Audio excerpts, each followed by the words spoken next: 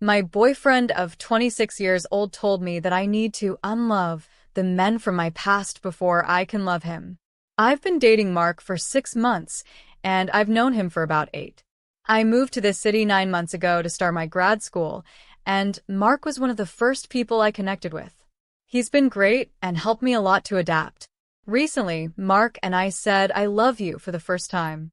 Everything was going wonderfully until he confessed that I was the first person he had ever said that to in his entire life. I was surprised in a good way, but I didn't give it too much importance.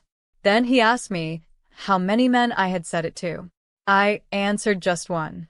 That seemed to bother him a lot. He knows that I occasionally talk to my ex, Eli, and it had never been a problem. However, after that chat, he asked me if Eli was the ex I had said, "I love you" to. I was honest and told him yes. For context, Eli and I grew up together and were dating from when we were 15 to 22 years old. We broke up when I got accepted into grad school and found out I had to move to the other side of the country. We realized we had matured differently and wouldn't spend our lives together. The breakup was extremely amicable. Currently we talk maybe once a week, very basic "how are you?" texts. Mark asked me what I felt for Eli now.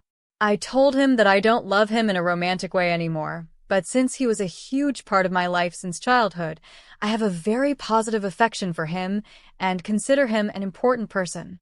Mark kept pressing, asking if I still loved him in any sense. I made it clear that I was not in love with him, but he didn't believe me.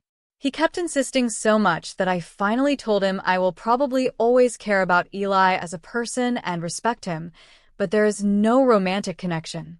That infuriated him. The next day, Mark told me he doesn't think I can truly love him unless I learn to unlove the men from my past. I was shocked. I tried to explain to him that caring about someone as a friend is totally different from being in love with your partner, and that he is the only owner of my romantic feelings. He insisted that I had to change how I feel about Eli. He seemed upset that my breakup hadn't been destructive or full of resentment. I feel like I'm going crazy. Is this completely strange and out of line? Or am I overreacting? Eli and I talk very little, maybe 10 texts a week to know how everything is going. I don't feel anything for him anymore. Did Mark cross the line, or was it me? Note: to clarify, since many have gotten stuck on the 10 texts a week thing, Mark and I easily send each other between 50 and 100 texts a day, and we see each other several times a week. 10 texts with my ex is a superficial 2-minute conversation about work, nothing deep. Update: I decided to update my post from a month ago. Unfortunately, there was no happy ending, but I am very grateful for the advice I received here to keep a cool head. After my first post, I analyzed the comments.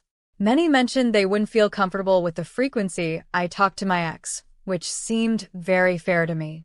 Others pointed out that Mark's behavior was controlling, and I also agreed. I went to talk to Mark and told him I understood if he was uncomfortable with me maintaining weekly contact with Eli and that I was totally willing to reduce it. I reiterated again that I was not in love with my ex this time. Mark was understanding and seemed happy with my proposal. However, I made it clear to him that, although I was willing to make that change for our relationship, I didn't like the way he approached the problem and that his attitude had seemed controlling to me. I asked him that in the future we handle things in a more rational way, opening a dialogue instead of giving me orders, and that I wouldn't tolerate him trying to command me to do something. I told him calmly, without yelling, simply setting my boundaries. That was when Mark lost control completely. He started screaming at me like a madman. Obviously, I wasn't going to stay and endure that, so I got up to leave. At that moment, he started throwing plates and kitchen objects at me. He grabbed me by force and slammed my head against the door frame. I ended up with a terrible black eye and a busted lip. Luckily, a neighbor heard the racket and called the police. They arrested Mark and I was taken to the hospital. I have already pressed charges formally and filed for a restraining order. It was a terrifying episode, but I'm glad it happened now and not later in the relationship. I will be eternally grateful to the neighbor who called the authorities and to those who warned me about the early red flags. It wasn't the best outcome, but I'm fine and relieved that it's over. I guess this stands as a warning story for everyone. Final note. I have received many messages of concern warning me that abusers are usually more dangerous right after a breakup. For your peace of mind, I am staying temporarily with a classmate Mark doesn't know, so I am well protected. Thank you all.